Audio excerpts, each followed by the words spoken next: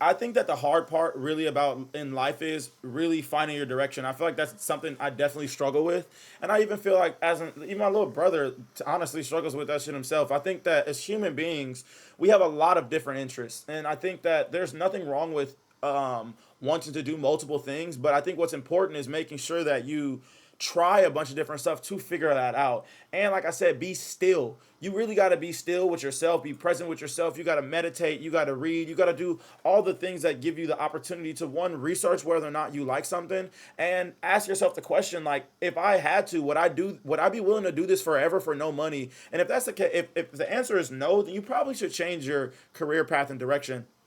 I feel like for me, to be honest with you, like I said, I don't think you can be successful or go into the spaces that you want to until you get some type of clarity and direction and have a really good understanding about who you are as a person and as an individual on on like the very lowest level.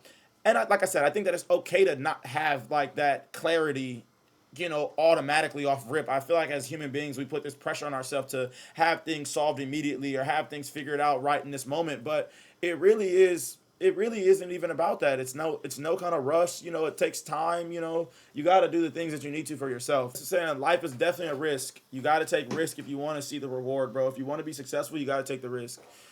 Right now, I'm reading this book. Speaking of figuring things out and just having clarity, and in the book, it's called "The Second Mountain." And what the second mountain talks about is there being two mountains that you conquer in your life. One is the accomplishment, one that's kind of fueled by external validation, making money, being accepted, being societally cool, etc. Like more like ego inflation things. And that's a big portion to your life. And sometimes in our life, we get knocked off that first mountain through external factors like death or you reach a certain level of accomplishment where you're not being fulfilled, etc. The second mountain is really the mountain that is the true form of self and happiness. It's like, what are you doing that fulfills you personally? Like, is it giving back to people? Is it about having an impact on people's life? Really finding the true meaning of life through these different levels of importance beyond just the external factors. So I feel like for me, I'm on that second mountain right now where it's like, I've achieved a lot in my life, in my business, and I'm very blessed and grateful for that.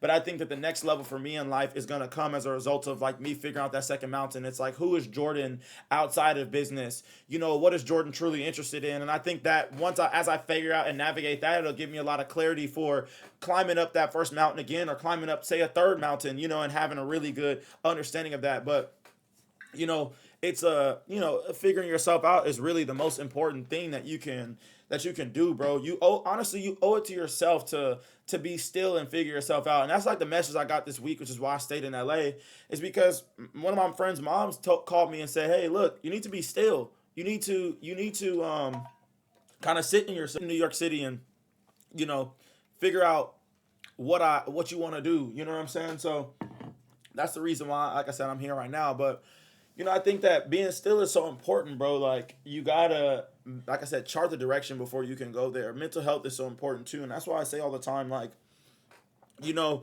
breaks when you're working hard are not bad. We always glorify this like grind 24/7, do this 24/7, hard work, no days off, blah blah blah culture, and there's nothing wrong with that. But at the end of the day, man, you can't grind at your highest level if you're tired, bro. It's like, imagine running an Olympic race, bro. Like, you're not gonna sprint 100 miles the day before running the Olympics. You'll probably get injured. You'll probably be tired. You won't be at your highest level. You got to give yourself a break sometimes and allow yourself to be in a space that is just gonna get you to where you want to go. And that only comes sometimes from taking breaks.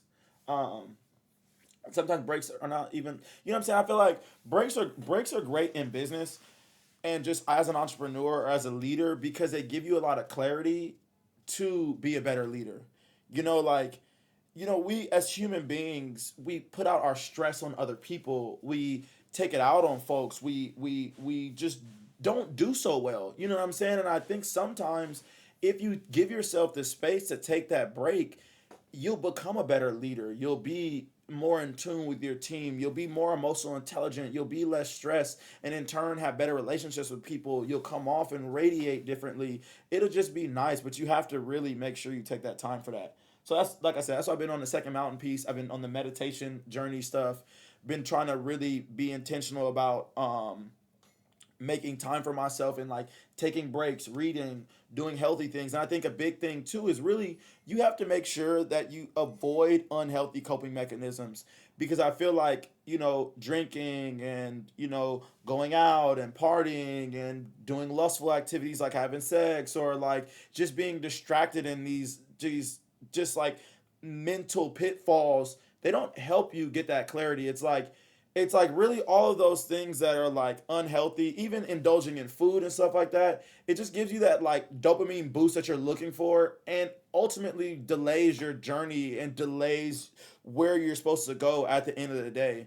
You know what I'm saying? It's like absolutely sex can be a weakness for you, bro. Women can be your Achilles heel, man. I mean, that's what they talk about. I mean, even there's so many great people in the Bible and just in history who have fallen victim to lust and have lost their path, and you got to pay attention to what that may be for you. Sometimes we go through experiences to teach us stuff like that and see the importance of, navigating relationships and doing those things. But like I said, you got to take healthy breaks, man, and do things for yourself. I think that there are periods in our life where we go through isolation, and you're not supposed to be in isolation forever. We're not meant to be on this planet. But I think that having some type of isolation sometimes can give you that clarity that you need to say, hey, look, this is the journey I'm on. This is the path that I want to navigate.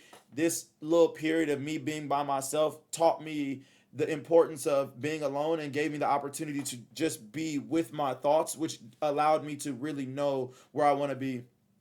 But how do you overcome lust without being in a relationship? You don't want to be a gooner. How do you overcome lust without being in a relationship? I mean, bro, for me, I've overcome lust by just simply not doing it, bro. I'm like not having sex, not masturbating. I'm not looking at porn.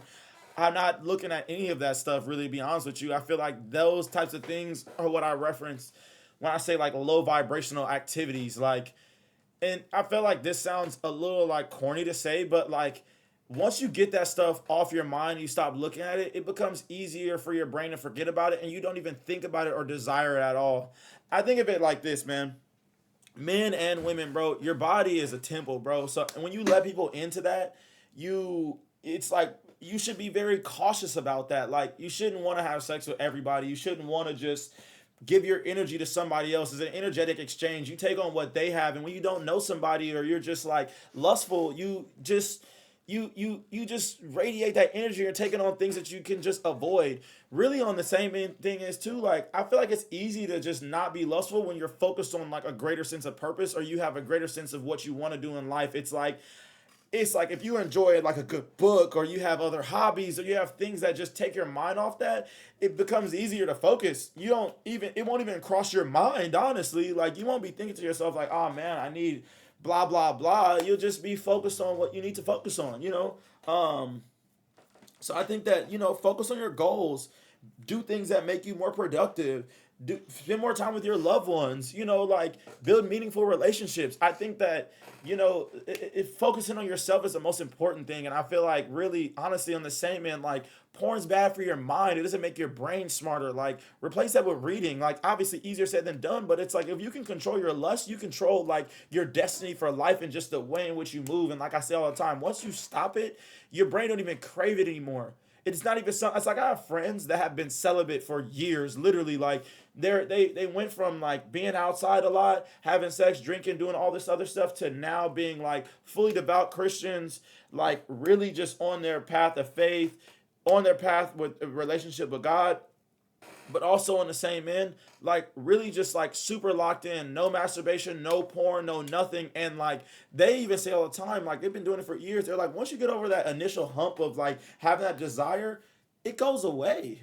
You need to think about that for yourself and just let it go away. You know what I mean? Like don't be on that. Like I said, it's an energetic exchange, bro. And when you watch that type of content, it's bad for your brain. When you indulge in those activities, it's bad for your soul and your spirit, bro. When you allow yourself to just be in these spaces, it's just not good. You know what I'm saying? It's not good at all, bro. And I feel like I said, you just gotta do what's best for you and your brain. Don't be don't fall victim to that, bro. Like I said, there's a lot of great men who have fell victim to sex, bro. There are a lot of great men and just nations that have fallen as a result of these, just what do they call them, Jezebels in the Bible, bro. Like, you don't want to fall victim to that, bro. And I think that there's so many, and I don't even, when I say lust, bro, I don't even just mean like lust and sex directly. I mean anything that is giving you that external, like quick, cheap validation, or like cheap serotonin, dopamine boost. Get all that stuff out of your life, bro. All that stuff out of your mind. Get away from all of it, bro.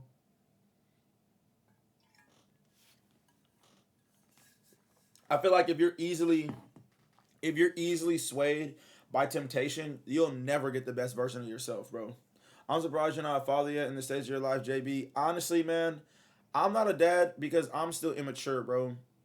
I was like, one thing, it's like I know a lot about business, but this last year really has really been like opening my door as far as like, or I'm sorry, opening my mind as far as like me being more clear with where I want to go, as far as like relationships. And like I don't know how to be like, I'm not like, really, to be honest with you, bro. I'm not gonna